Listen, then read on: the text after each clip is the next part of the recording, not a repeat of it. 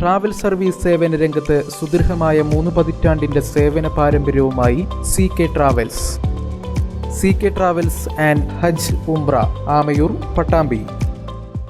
കൊപ്പം സാമൂഹികാരോഗ്യ കേന്ദ്രത്തിന്റെ സമീപത്തുള്ള ഉപയോഗശൂന്യമായി കിടന്നിരുന്ന ബസ് കാത്തിരിപ്പ് കേന്ദ്രമാണ് കൊപ്പം 4-ാം വാർഡ് മെമ്പർ EK ഷെഫീഖിന്റെ നേതൃത്വത്തിൽ യുവജന കൂട്ടായ്മ ശുചീകരിച്ചത്.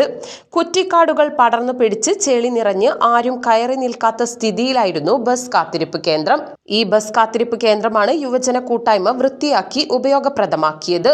വാർഡ് മെമ്പർ EK ഷെഫീഖിനൊപ്പം NP Shahul Hameed, KV Kamaruddeen, KT Shebeer, Jamal Thiyattil എന്നിവർ പ്രവർത്തനങ്ങൾക്ക് നേതൃത്വം നൽകി.